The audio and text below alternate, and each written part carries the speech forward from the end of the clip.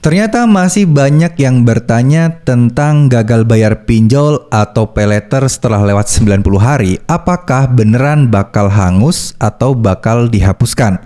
Nah, sebenarnya kalau kita menengok hal yang terdahulu, ya kenapa kok banyak rumor seperti ini, kenapa kok banyak informasi yang mengatakan bahwa kalau Galbay sudah lewat dari 90 hari sejak jatuh tempo, maka hutang akan hangus atau dianggap lunas.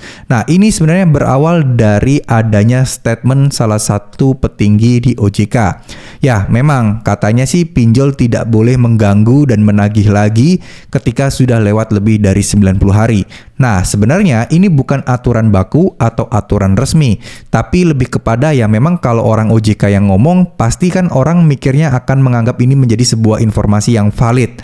Dan ini sebenarnya hanya anjuran saja dan saran. Dan mungkin baiknya memang seperti itu. Jadi kalau sudah telat hari ke-1 sampai hari ke-90, bolehlah pinjol itu menagih, terus menelpon dan lain sebagainya. Tapi kalau lewat dari itu, baiknya pinjol itu stop untuk menagih dan pinjol itu langsung memberikan sebuah sanksi, yaitu masuk ke silik OJK.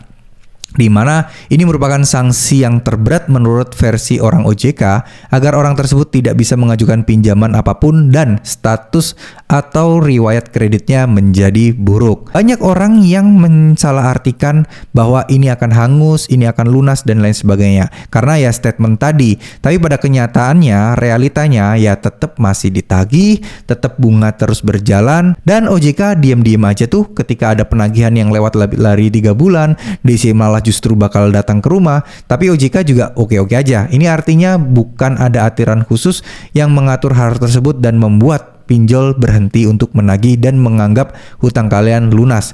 Mungkin bukan lunas, tapi dianggap hangus itu dalam artian penagihannya berhenti karena sudah masuk ke silik OJK. Tapi ya balik lagi, perusahaan mana sih yang mau kehilangan uang? Jadi mereka terus fight, terus berusaha untuk bisa menagih uang dari kalian yang mungkin sempat menunggak atau sempat telat bayar. Nah, ini juga mengacu pada aturan 90 hari itu. Kenapa kok 90?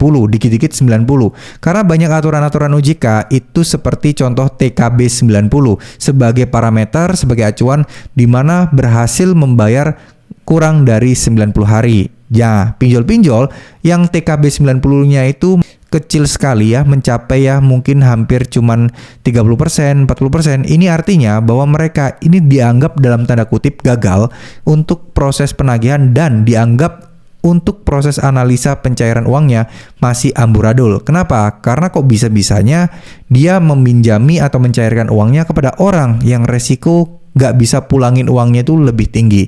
Nah, itulah salah satu masalah yang terkait 90 hari tadi, yaitu sebagai contoh TKB 90. Tapi kalau memang ditanya apakah beneran lunas dan bikin kita nggak ditagih atau utang kita dianggap hangus, jawabannya salah besar karena utang kalian tetap akan ada, silik OJK kalian sudah tercantum, dan buat membersihkannya mau nggak mau teman-teman harus bayar utang tersebut.